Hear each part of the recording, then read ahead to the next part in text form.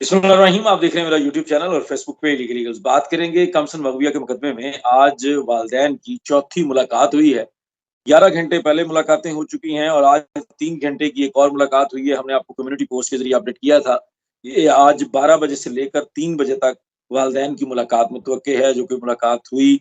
और बेहतरीन तरीक़ेकार ये होता है कि मुलाकात के अंदर किस तरह की मुलाकात रही या क्या बातें हुई, जो-जो चीज़ें होती हैं वो जो उस मुलाकात के अंदर लोग मौजूद होते हैं, उन्हीं से पूछा जा सकता होता है। अब मुलाकात के अंदर जो लोग मौजूद होते हैं, वो या तो चाइल्ड प्रोटेक्शन सेंटर का अमला होता है, या बच्ची होती है, या वालिदैन होते हैं।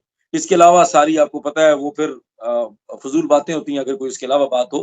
तो वो जो बातें वालिदैन की तरफ से पता चलती हैं, या जो अगर किसी की कोई एक्सेस होती है चाइल्ड प्रोटेक्शन ऑफ़िसर्स के साथ, तो वहाँ से वो लोग ले सकते हैं। लेकिन हमने जो वालिदैन से इन्फॉर्मेशन ली गई है, शाहिद हुसैन साहब की तरफ से, इससे कबल नजम ज़ाहरा ने भी आप लोगों को अपडेट किया, जिसके अंदर खुद वालिदैन ने अपने जज़्बात का इज़हार किया। लेकिन जो शाहिद हुसैन साहब की डिस्कशन हुई है, उसके बाद शाहिद भाई से पूछेंगे कि इन्होंने आज की मुलाकात से क्या अख़ज़ किया है, क्या वालिदैन कहते हैं और किस तरह की ये मुलाकात हुई है, और आने वाले दिनों में आगे क्या मुस्तक़बिल बनने जा रहा है, क्या होने जा रहा है, उन तमाम चीज़ों के ऊपर।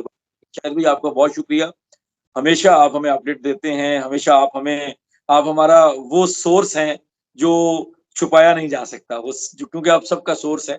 तो शायद भी बताइएगा, आज जो मुलाकात हुई है, वो कैसी रही है? यकीनी तौर पर मुलाकात के बाद आपकी वालिदैन से बात हुई होगी, तो क्या वालिदैन कहते हैं मुलाकात के बारे में?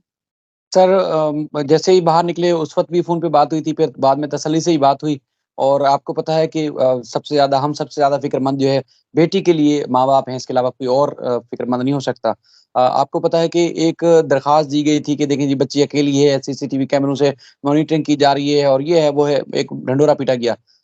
उसके ऊपर भी मैंने उनसे सवालात किए, इसके अलावा भी मैंने पूछा कि क्या माहौल था? तो मुलाकात के हवाले से तो उन्होंने जिस तरह पहले बताते हैं, बल्कि अब तो और ज़्यादा शिद्दत से कि बच्ची ना सिर्फ़ आने के लिए बल्कि अब तो वो जान ही नहीं छोड़ रही कि मुझे छोड़ के नहीं जाए, मतलब मुझे भी जाना है तो साथ जाना है। इस तरह की चीज़ें हो रही हैं। तो ज़ाहिर है एक कानूनी तरीक़ाकार है, बच्ची को इन्होंने दिलासे दिए, तसल्ली दी कि देखें बेटा जो कुछ हो गया, एक बहुत बड़ा मुश्किल वक़्त था, वो गुज़र चुका है, अब थोड़ी-सी मुश्किल बाकी है, तो कानूनी तरीक़ेकार से ही बच्ची को वापस लिया जा सकता है। तो अब ज़ाहिर है जो वकील हैं, उन्होंने अपने तरीके से अदालत से रुजू करना है, कब करना है, किस तरह करना है, कैसे होगा, वो हमसे बेहतर वो जानते हैं। इस मामले में तो वो खुद बता सकते हैं कि किस तरह होगा। लेकिन उसके अलावा अगर हम बात करें बच्ची की ज़रूरियात के हवाले से पिछली दफ़ा जो चीज़ें चाहिए थी, वो उन्होंने फ़राहम की अदालत के हुक्म के बाद। फिर आज जब मुलाकात थी, ये चौथी मुलाकात थी, तो आज भी इसी तरह खाने-पीने की चीज़ें जो कि पैक्ड चीज़ें थीं। बच्ची की ख़्वाहिश तो ये है कि माँ के हाथ की बनी बनी हुई चीज़ें खाए, उसको जो घर में बना के दी जाती थी, वो बना के दी जाएँ। लेकिन वो पैक्ड चीज़ें लेके जाने की इजाज़त थी, वो सारी उन्होंने दी। सर्दियों की चीज़ें मज़ीद, चूँकि अब ये अंदाज़ा नहीं कि कितने दिन बच्ची यहाँ रहेगी, तो सर्दियों की चीज़ें भी दी गई हैं। मैंने खुद मेहदी काज़मी साहब से सवाल किया तो उन्होंने खुद बताया कि देखें मेरी तो ख़्वाहिश ये है कि अगली मुलाकात घर में ही हो बच्ची से। लेकिन अब जो ज़रूरियात की चीज़ें थीं जो हम समझ रहे हैं कि सर्दी की और इसके अलावा खाने-पीने की चीज़ों के हवाले से, वो हमने फ़राहम की हैं। बाकी जो सख्ती है, वो होनी चाहिए, इसी तरह ही होनी चाहिए। कहीं भी हो बच्ची कोई भी हो। तो सख्ती इस तरह होती है कि हर तरह की मॉनिटरिंग होती है कि कहीं आना-जाना कोई भी कुछ ना कर सके। ज़ाहिर है, एक तो अदालतों में इनके ऊपर केसेज़ चल रहे हैं, इस मामले के केसेज़ चल रहे हैं और दूसरा ये है कि इस मासूम बच्चियाँ हैं, उनकी ज़िंदगी का ज़ाहिर है सेफ एंड सिक्योर रखना इस इदारे की काम है। और आपको याद होगा हमने ये भी जस्टिस सलाउद्दीन पंवार साहब के हवाले से तज़किरा किया था कि उनका ये पायलट प्रोजेक्ट है, उन्होंने ही सिंध हुकूमत को हुक्म देने के बाद ये प्रोजेक्ट बनाया था और अब महीने में 1 दफ़ा या 2 दफ़ा जज बाकायदा तौर पर विज़िट के लिए जाते हैं। तो ऐसा मुमकिन नहीं है कि नेगेटिविटी में कोई चीज़ अगर की जा रही है, मॉनिटरिंग की जा रही है, नहीं बल्कि उसकी मॉनिटरिंग पॉज़िटिविटी में सेफ्टी और सिक्योरिटी की पॉइंट ऑफ व्यू से की जाती है। बाकी आपको हमने एक दफ़ा पहले भी बताया था शायद कि बच्ची का एक शेड्यूल बनाया गया है, इसके अलावा और भी 2 बच्चे हैं। शेड्यूल बनाया जाता है बच्ची के ना सिर्फ़ खाने-पीने बल्कि तालीम और तरबियत के हवाले से जो-जो हो सकता है, जो दस्तयाब वसाइल हैं, उसके मुताबिक जो-जो हो सकता है, वो सारा कुछ दिया जा रहा है और बच्ची सेफ एंड सिक्योर है। किसी किस्म का बच्ची ने माँ-बाप से या इस माहौल से जैसे उकता जाता है या परेशानी का शिकार है जिस तरह मुल्ज़मान ने अपनी दरख़्वास्त में तज़किरा किया है, इस किस्म की कोई परेशानी नहीं है। लेकिन तो अगर परेशानी है या दिक्कत है या मसला है, वो ये है कि सिर्फ़ माँ-बाप से दूरी का है। माँ-बाप से बच्ची दूर है, इसलिए वो परेशान ज़रूर है। लेकिन इसके अलावा कोई और परेशानी नहीं है उसको कि कोई यानी कि किसी की जिस किस्म की बातें जो की जा रही हैं, ऐसी कोई परेशानी नहीं है। बाकी जहाँ तक मामला है कि बच्ची अकेली है, बच्ची अकेली नहीं है। आपको याद होगा एक केस का हम खुद रिपोर्ट भी कर चुके हैं, चूँकि अब उनके बच्ची का जो केस है वो भी इसी नौइयत का, एक संगीन नौइयत का केस है। बच्ची माइनर भी डिक्लेयर हो चुकी है, वो 13-14 साल बच्ची की उसकी उम्र है। कुरंगी की बच्ची का जिसका हमने तज़किरा किया था, उसका केस भी जबीरा नासिर साहब भी लड़ रहे हैं। तो वो बच्ची भी वहीं पे है, इसके अलावा एक और भी बच्ची भी है। तो यकीनन यकीनन ये अच्छा, ये एक 2 बच्चियाँ नहीं है वहाँ पे? ये तो बताया गया था ना कि इस बच्ची के अलावा सिर्फ़ एक और बच्ची है और वो भी कुछ 7-8 साल की बच्ची है। नहीं, नहीं ये सर, बात की गई थी, मुलज़िम के वकील साहब की तरफ से प्रेस टॉक में दावा किया गया था ये। सर उनका दावा अपनी जगह पर है, लेकिन जो हमें सोर्सेज़ ने बताया कि 2 बच्चियाँ नहीं, बच्चियाँ 3 हैं और वहाँ लेडीज़ स्टाफ है और बच्ची की उम्र जो है वो 14 साल के लगभग है। 8 या 9 साल के लगभग या इस तरह की उम्र नहीं है बच्चियों की। और ज़ाहिर है जहाँ उन बच्चियों का ख़्याल रखा जा रहा है, यहाँ इस बच्ची का भी ख़्याल रखा जा रहा है। उसी तरह की सेफ्टी और सिक्योरिटी दी जा रही है और किसी किस्म की कोई परेशानी वाली बात नहीं है। अब उन्होंने बच्ची को, चूँकि बच्ची बार-बार ज़िद कर रही थी कि मुझे जाना है, तो उन्होंने बच्ची को खुद तसल्लियाँ दी हैं और दिलासा दिया है कि देखें जो कानूनी तरीक़ाकार है, उस कानूनी तरीक़ेकार से ही आपको घर वापस ले जाया जाएगा। उम्मीद का इज़हार किया गया है, इस ख़्वाहिश का इज़हार किया गया है कि अगली जो मुलाकात होगी, वो घर में होगी बच्ची के साथ माँ-बाप की। यहाँ दोबारा नहीं आना पड़ेगा। चूँकि जो फैमिली कोर्ट ने इजाज़त दी थी, वो 15 दिन के बाद की मुलाकात की इजाज़त दी थी।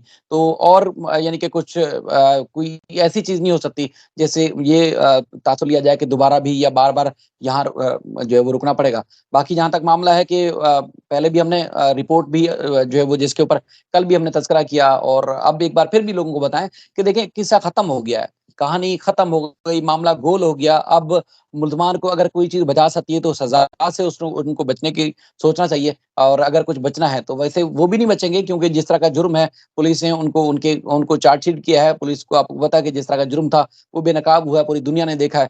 अब बच्ची जब वापस आएगी तो अब बच्ची खुद क्या बताती है, बच्ची की मज़ीद वेलफेयर और सिक्योरिटी के लिए क्या कुछ इक़दामात लेने, अब बच्ची की बेहतरी के लिए बात होगी अगर कोई चीज़ होगी कार्रवाई, लेकिन मुल्ज़मान के ऊपर तो मामला ख़त्म हो गया। अब उनकी क किस्सा ख़त्म, कहानी गोल। अब उनको अगर बचना है तो सज़ा से बचना है, इसके अलावा बच्ची के हसूल के लिए तो उनकी कोई भी तदबीर, कोई भी उनका फ़ॉर्मूला या कोई भी चाल मेरा नहीं ख़्याल कि सर कोई कामयाब हो सके। बाकी सब कुछ अदालतों ने फ़ैसला करना है, वही वाली बात है कि अल्लाह के हाथ में।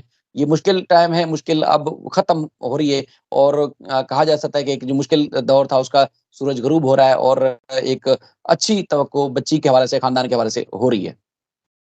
अच्छा, शायद भाई ये बताएँ, आप क्या समझते हैं जो मुल्ज़मान को परेशानी थी या मुल्ज़मान ने जो एक जेस्चर दिया अपने वकील की प्रेस टॉक के ज़रिए, जिसके अंदर वो ये मैसेज या ये वाला पैगाम कन्वे करने की कोशिश कर रहे हैं कि उनको बच्ची की बहुत फ़िक्र है। वो लोग बच्ची के लिए ये वाली बात कर रहे हैं वहाँ, और उसके अलावा कैमराज़ की बात की गई थी।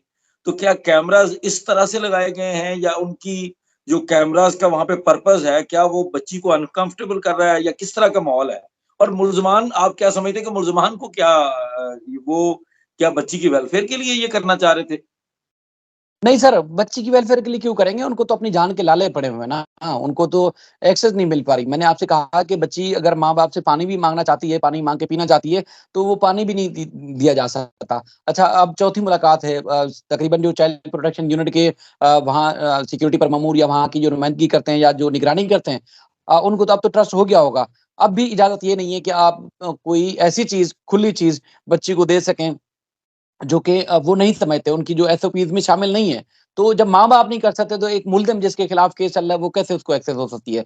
असल में मसला ये है कि सख्त वहाँ एसओपीज़ हैं, मॉनिटरिंग सख्त की जाती है, किसी को गैर ज़रूरी जाने की या किसी को भी ऐसे शख्स को जाने की इजाज़त नहीं है, मिलने-मिलाने की या खाने-पीने की या कोई राब्ता करने की इजाज़त नहीं है जिसकी अदालत इजाज़त ना दे। बच्चियों चूँकि अदालत ने वहाँ उनको रखा हुआ है और सख्त निगरानी की जाती है। बाकी जहाँ तक मॉनिटर की बात है कि आजकल जैसे आप खुद देखते हैं कि किसी भी जगह जाएँ, हर जगह कैमरों की ज़रूरत पड़ती है, ज़रूरत है और ये ज़रूरत किसी की ख्वाहिश के ऊपर नहीं है, ये सिक्योरिटी के पॉइंट ऑफ व्यू से होती है। तो जहाँ पे दाखिली-खारिजी रास्ते हैं, वहाँ पर कैमरे लगाए गए हैं, कॉरिडोर्स में कैमरे लगाए गए हैं और जहाँ-जहाँ ज़रूरत है सिक्योरिटी के हिसाब से, वहाँ कैमरे हैं। बाकी ऐसी बात नहीं है कि अगर हर वक़्त अगर बच्चियाँ सो रही हैं या कोई और भी अपना ज़ाती कोई काम हो रहा है, तो उसमें भी कैमरे मॉनिटरिंग कोशिशें कर रहे हैं, मेरा नहीं ख्याल कि ये बात बेहतर है। लेकिन ये कि सेफ्टी और सिक्योरिटी के लिए जहाँ ज़रूरत है वहाँ कैमरे ज़रूर लगाए गए हैं, लेकिन मुल्ज़मान की एक्सेस नहीं हो पा रही, लाख बल्कि सरतोड़ कोशिशें करने के बावजूद भी उनकी एक्सेस नहीं हो पा रही। तो इनकी ये कोशिश है कि किसी और अगर प्राइवेट या किसी एनजीओ के जो ज़ेर इंतज़ाम चलने वाले शेल्टर होम है, वहाँ पर अगर आ जाएगी तो वहाँ शायद